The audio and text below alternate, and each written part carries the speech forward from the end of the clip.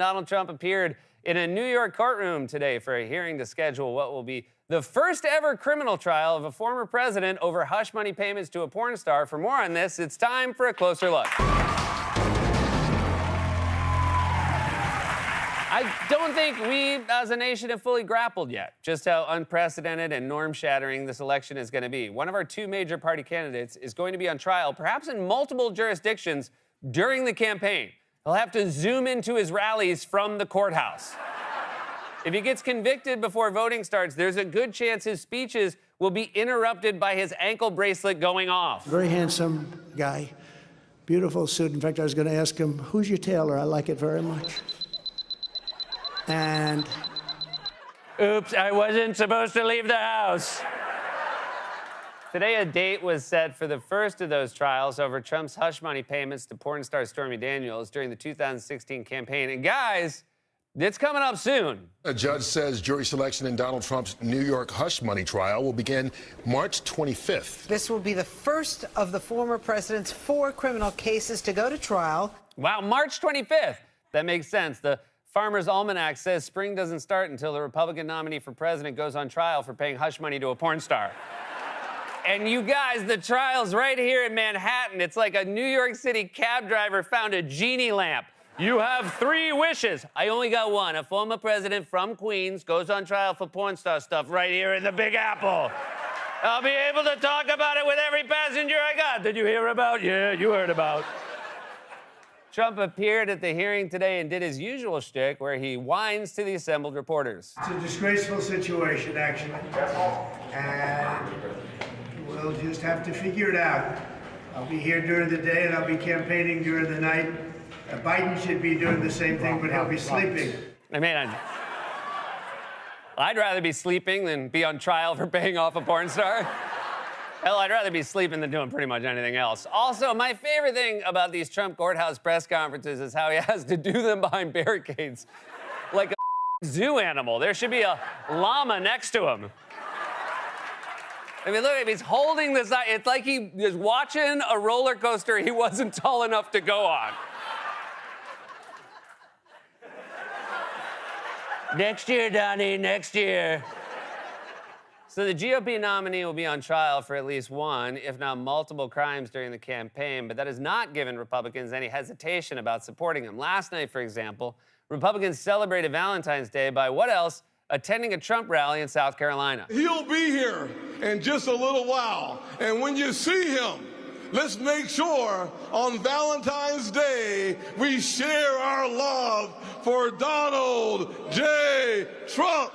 Let's share our love for Donald J. Trump, a man who will in no way reciprocate that love because his soul is a bottomless pit of infinite sadness that devours the essences of all those around him until it caves in on itself from the unbearable weight of its unending thirst for validation and vengeance.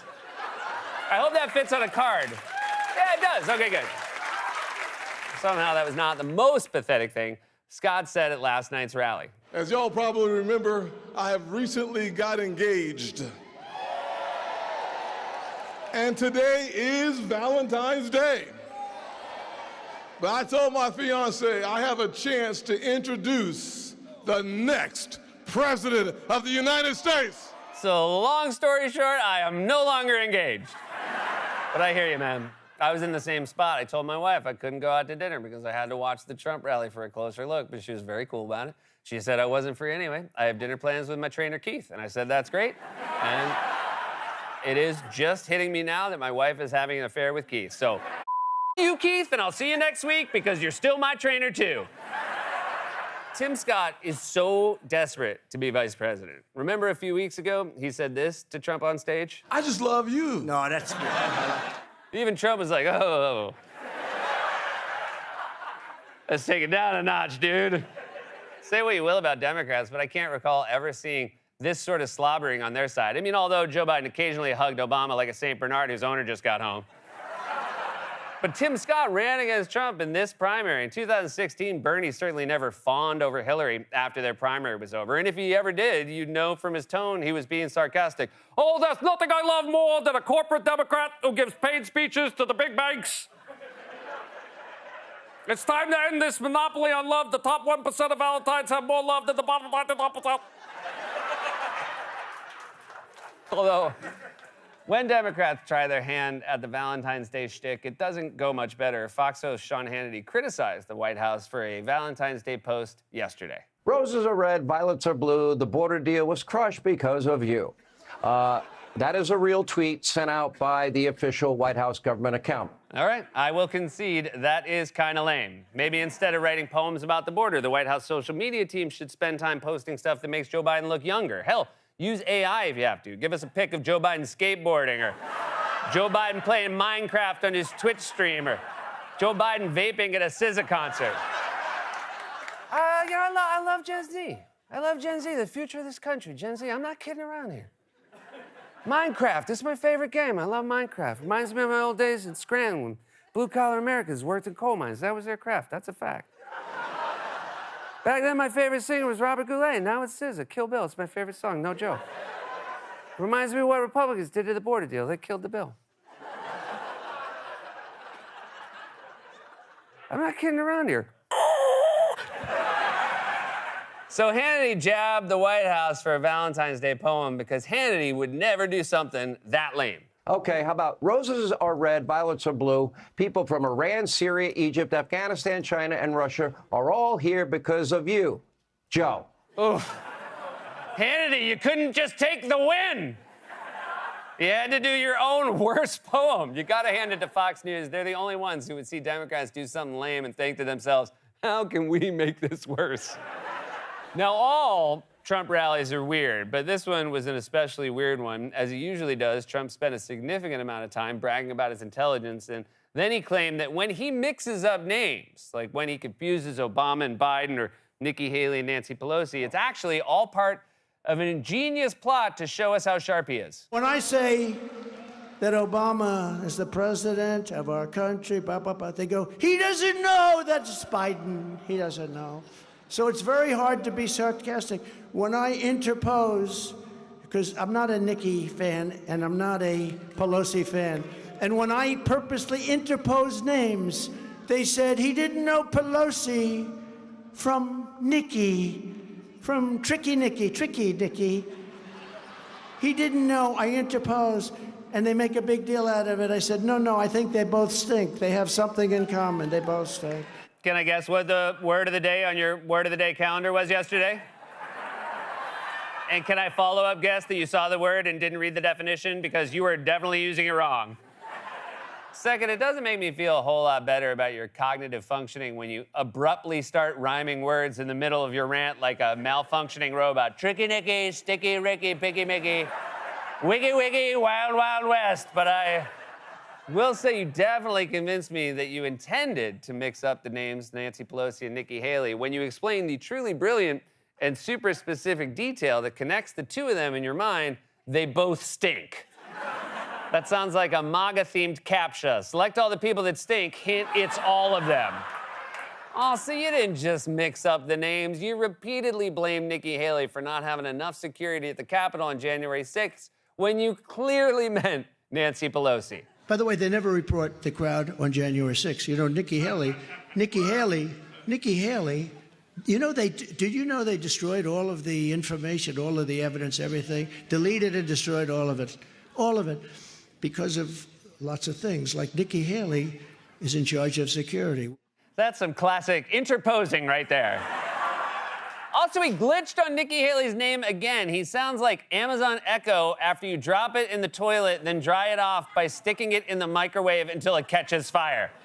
Alexa, who was the Speaker of the House on January 6th? Nikki Haley, Tricky Nikki, Sticky Ricky, Picky Mickey, Wiki, Wild West, Jim West, Desperado, Rough Rider. No, you don't want nada. None of this six coming this.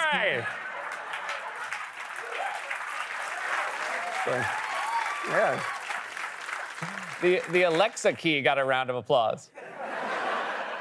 Of course, this is not the first addled thing Trump has said or done. The guy glitches on names, dates, people, places, 3-syllable words, 2-syllable words, 1-syllable words, who the president is, who he ran against, what city he's in, how magnets work, how toilets work, how windmills work, how bleach works, how to spell his wife's name, how to spell his own name, and how to say what country he lives in. God bless the United States. Hey! Whoa, whoa, whoa! Sean Connery, I thought you were from Scotland. But during last night's rally, Trump insisted we should all be much more focused on Biden's supposed decline. Do you see this guy on television today? I mean, he's like a crazed lunatic. Round eyes.